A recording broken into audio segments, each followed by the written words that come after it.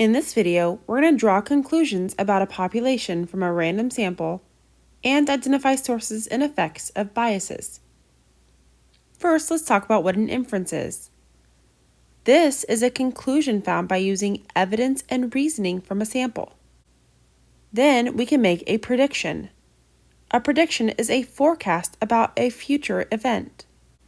And then finally, we can have an argument. An argument is reasons that support the idea, action, or theory. Let's go through an example where we have to make inferences and predictions based off of a sample. This first one says that Jillian asked a random sample of 500 students at the local university what their favorite restaurant in town was. Of those 500 students, 200 of them said they liked the local pizza parlor. If there are 100,000 students that attend the university, what is a reasonable estimate for the amount of students that would like the same restaurant?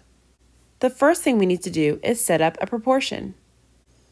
We know that 200 like the local pizza parlor out of the 500 total surveyed. We can make that our first ratio in our proportion. Then we can set up the other side of our proportion. Since we have those that like the pizza in the numerator, we have to keep that in the numerator. And we have the total in the denominator, so we must keep that in the denominator. We know the total amount of students at the university was 100,000, and we want to know what would be a good prediction for how many like the pizza parlor. Now that we've written our proportion, we can solve it by cross-multiplying. We know that 200 times 100,000 is going to equal x times 500, or 500x. When you take 200 times 100,000, you get 20 million, and that still equals 500x. The final step is to get x by itself by doing inverse operation. You have 500 times x, so we need to divide by 500. Now pause the video and take 20 million divided by 500.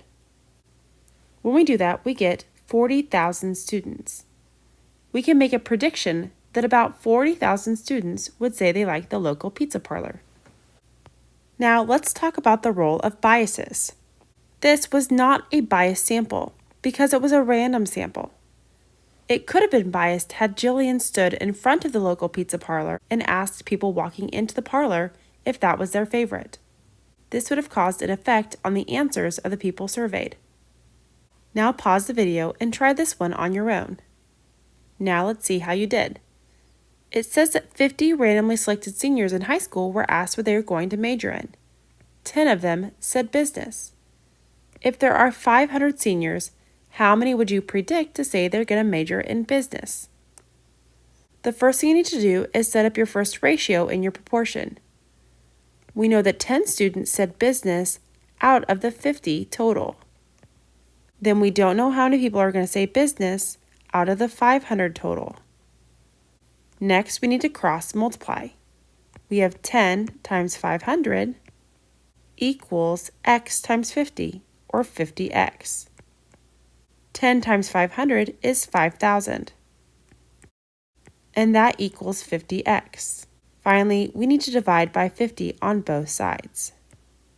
That gets us 100 students.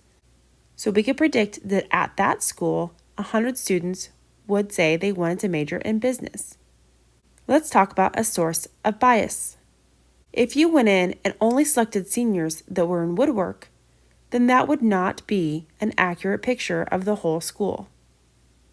You could also not say that this would work for the whole country. This is only representative of the students at this school. Let's go through one final problem. It says that a school board member randomly surveys 500 community members to see if they will vote yes to the local bond proposal. Of the people surveyed, 75% said they plan on voting yes. What inferences can you make based on this survey? Well, what do you think? Well, we can infer that 75% of all community members will vote yes. We can then predict that the bond will pass on voting day.